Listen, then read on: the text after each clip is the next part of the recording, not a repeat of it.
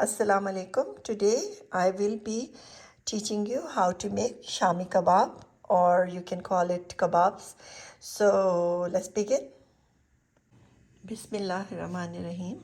Today I will be making Shami kabab or chicken patties, and I will show you all the ingredients that you will be needing for this recipe. So let me tell you the spices that you will be using. For this recipe, I will be using about 3 pounds of meat. It's a cow meat and it is cubes, and it's a zero fat, so you can buy it from anywhere. It's 3 pounds. And over here I have these spices that I will be using. I have over here 1.5 teaspoon of salt, two teaspoon of crushed pepper flakes, and I got them from Indian store, so they're pretty hot. And I have cumin, 1.5 teaspoon. I have coriander whole, 1.5 teaspoon. And then I have black pepper, which is about less than half a teaspoon, is crushed. And then I have Gharam Masala. You can get this from any Indian store, or I will put the Garam Masala recipe in the description, and you can make your own fresh Garam Masala at home. So that I took about 1 teaspoon, not heaped, but yeah, leveled. So this is Garam Masala added. So these are all the spices that you will be needing. Also, you will be needing 1 cup of split peas, yellow split peas that you will wash and add them to the meat. So I'll be using 1 cup. And also I will be adding 1 medium onion and about 1 lobe of garlic, fresh cut like this. And then I am using about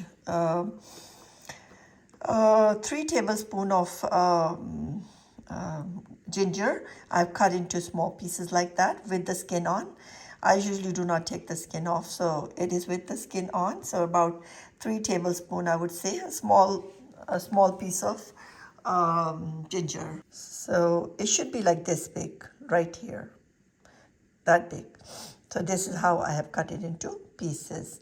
And over here for garnishing, I have mint. So it's half a cup of mint right here, fresh. And green chilies, you can add like about 20. I'm using those small ones again, and they are pretty hot. So if you want to avoid something very, very spicy, use the bigger one. Also, I will be adding 3 eggs for this recipe. And if you wish, you can take out the yolks. I'm using 1 yolk, but it's your own choice. You can use all the yolks. And just add 3 eggs in the recipe. So if you want something mild, use like probably 7 or 6 of these long ones. So they're not spicy at all. So this is what you should be using if you don't want your kebabs to be very spicy. And if you want spicy, use these about 15 to 12 of them. And then I have this over here, I have this cilantro. I took the about half a bunch. It should be okay. And also for garnishing, I will be using 1 whole onion. I will slice it into small pieces and I will add it into the garnishing. So this is all my garnishing. All this 1 onion and cilantro, half a maybe 1 or 2 cups of cilantro, about half or more than half a cup of mint, and 10 to 12 chili. This is all my garnishing, all mint and green chilies, 1 onion and cilantro. All these 4 items will be for garnishing. So let me show you. I have over here these garlic cloves. So I'm just going to show you how to peel 1 garlic clove, and you can just peel it like that. So I will take 1 clove and I'm going to split it into half just like that, and just hold it from here and peel off the covering, and I got a nice clove right here. And this, of course, I have chopped up. And my onion, I will be just doing it like in 4 big pieces, because it's gonna go into the pressure cooker and it's gonna cook it by itself. So I'm not gonna slice them very, very small. So here you go. I have this 4 things, and I have four cups of water here. So what I'm gonna do over here, I washed my dal, and I'm just gonna add the dal, 1 cup of dal, into my pressure cooker, and I am done. And I'm gonna add 1 onion. I will add these pieces, and I'm gonna add my 1 lobe of garlic. And spices, I'm just gonna prepare the spices, and then I will add the spices as well. So over here, you can do this crushing in the coffee grinder. I chose to use this. So this is my coriander, 1.5 spoon, and also this is my cumin, whole 1.5 teaspoon, and I will just crush it. Like, I'm not going to crush it to a powder form, but I will definitely crush it for 2-3 minutes, and I'll show you how much this will be. So now I wanted to show you my crushed, I've been crushing this over here for the past 2 minutes. See how this is not in a powder form. It is like half broken. So I'm going to add the coriander and cumin, which I've been crushing it in here. And I'm just going to add this over here, just like that. And I will add 1.5 teaspoon of salt and 2 teaspoons of crushed pepper. You can use crushed pepper, or you can add like 10 whole red chilies. You can add those also. And Gharam masala and crushed black pepper, I'll use it when I'm doing garnishing. So I'll leave these 2 right for now. And the last thing, I will be adding my 3 pounds of meat right here. I'm adding it. And that's it. This is my meat, boneless meat. So as you can see, when I push everything in, I can see there is plenty of water. So I will put a pressure cooker on. Once the whistle blows, I will wait about 15 minutes on a medium flame, and I'll see how it is. So let's begin. So as you can see, I have put my pressure cooker on a high flame, and always check your this is the rubber. You check that it's all the way in and nothing is coming, otherwise it will not build the air. So I'm just gonna lock this and put a pressure on it. And once the whistle blows, we're gonna wait about, after the whistle blows, I will wait like 15 minutes. And first I'm gonna keep this pressure cooker on a high flame. So after the whistle blows, I'm gonna turn the flame to medium. So let's, in the meanwhile, do some garnishing. So let's cut up our garnishing for the kebab. So this is like about, I would say, half a cup or even less mint, which I will be cutting into really fine pieces. So when you cut your mint, make sure you cut it very, very fine, because you don't want to like have big pieces in your mouth when you are eating kebab. So I'm just gonna chop up really, really fine pieces like that. As you can see, I'm doing my best, but probably someone is better than me and they can do a good job. So so that's how I will be chopping up my mint like this. So it's about half a cup of mint. And for my cilantro, I will be taking 1 full cup. And I will also, this also needs to be cut very, very fine because you're going to be using it in your garnishing. So you don't want to have like big pieces coming into your mouth. And some people don't like it. And I am trying my best to cut it into very, very fine pieces. And like I said, you could be better than me and do a better job than me. So if it's cilantro and mint, you know, I'm using like mint, I'm using half a cup. Cilantro, I'm using 1 cup chopped up. And it's your own taste, you know, with this garnishing. You can add a little bit more or less, you know, it's your own choice. So this is about 1 cup of chopped up cilantro. And now we're gonna be cutting the onions. So I want to show you with onions, they have to be very, very fine. I think I'll probably do it with the machine, but let me do it with my hand. So it's gonna be very thin slices. If you guys can be better than me, let's see, very thin slices. So the whole onion should be cut into thin slices, just like that, the way I'm cutting right here. You see that? If they are big, then when they go into the kebabs, they will come in your mouth and you just don't feel good having them in your mouth, you know, big pieces. So make sure you chop up. If you have some kind of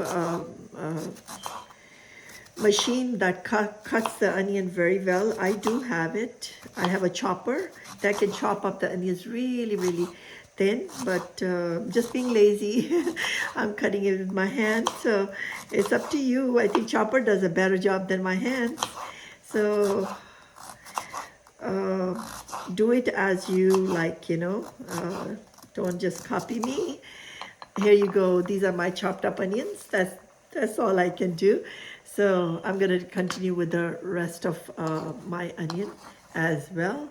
And now I'm going to change my mind. I think I'm going to take about 10 green chilies, 10. So I'll show you 2 green chilies, how to cut them. I'll use 10 because they're very, very hot. So here you go. So these needs to be cut really, really fine. See how I'm chopping it? Very, very fine. They should not be big pieces because they're for garnishing and they're going to come into your mouth. See how fine they are? So this is how fine your chili. So I'm gonna be using, I'm gonna be nice. I'm just gonna use like 10. I'm not gonna use more than 10 chilies, small chilies. So I'm done. So as you can see, with my kebab, the whistle is blowing, and I'm gonna turn the flame on medium since the whistle is blowing, and I put the timer on for 15 minutes. So I'm gonna open this and see how my meat is doing. So as you can see, I took the pressure cooker off from my stove, and it has been 25 or 20 minutes since the whistle has been blowing. You see that when I touch it, there's so much air built up. So please don't open this, it's going to explode. So what I do, I take my water and I pour it on top of it, and it is still closed, and leave it like this for a few minutes. It's going to cool off, and I think it is done. So now it is safe for you to open the wheat, and there you go. Now I will open it. Do you see? After 20-25 minutes, let's check the meat. So as you can see, after 25 minutes, all my meat is tender. My split peas that I added are very, very tender. everything is cooked perfectly the way I want it to. And as you can see, there is some water in there. So what I'll do is I'm going to turn the flame really, really high, and I'm going to keep a close eye, and I'm going to dry this liquid, because for the kebabs you do not want any liquid in there. So we'll just wait for about 5 minutes until they dry. You can see how this is drying out, but make sure you stand nearby it because it's gonna get burned from the bottom. So continuously stir it like that so it will not be burned while we're trying to dry up this whole thing. Make sure for time to time just stir it like this so it will not be burned from the bottom. As you can see, my water is almost dry, and I was continuously stirring it so it would not get burned. And one more tip I want to share with you. My meat was very, very soft, so I put 4 cups of water, and I think I put way too much, and I'm taking my meat out like that. And over here, if you have a very tough meat, sometimes, you know, some cow meat is very, very tough, and it just won't get softened. So for that, you should use 4 cups of water, but my meat was very, very soft. So next time I'm gonna probably use 2 cups for a very soft meat. But for, of course, if it's a tough meat, you need 4 cups of water. For soft meat, use 2 cups of water, so you don't have to do a dry up the gravy just the way I'm doing it. So just different cows and different type of meat. So look at the type of meat that you have. So that's it. See, I've taken all the meat out, and I'm just gonna put it into the grinder, and I'm just gonna grind it. All my meat is right here, and I'm gonna now put it into the grinder. So now I have chopper right here, and I will chop up my my kebabs in there like that. They are totally dry, just a little bit dal is making them a little wet, but they are completely dry. So as you can see, I have added half of the meat in there in the chopper, and I will chop it. I will not chop it for a long time. I'll chop it for 1 minute or so, 2 minutes. So I've been grinding this for about less than a minute, and as you can see, it is really nicely blended, everything. So maybe 30 seconds or to a minute, not more than that, and I am done. As you can see, my kebab material is all grinded, and I will add now at this stage, I will add half teaspoon of crushed black pepper and the garam masala right here. 1 teaspoon of garam masala I'm going to add in there. And also I will be adding this coriander and mint, and then I will be using 2 to 3 tablespoons of chili, and I have cut like 1 whole medium onion, but I think I'm going to use half an onion right now. So it's actually really up to you how much onions do you want to add on, and that's it. And I'm just gonna mix them all together, and with the garnishing, this the one I'm adding right now, it's really totally up to you how you want to add your stuff. If you want to add more onions, if you want to add some more mint, it's totally up to you. I'm gonna use a little bit more of the onions right here. I like onions, and there you go. And now I will be adding eggs. I will be adding about 3 eggs in this batter.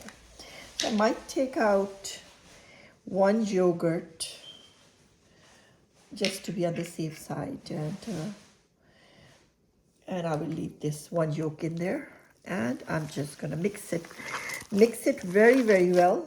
So then we'll make patties, and once we make the patties, we will just freeze them and use them as needed. So when you're ready to use the frozen patties, just take them out for a few hours, and then on a shallow, very little oil, maybe 1 or 2 tablespoons, and you can just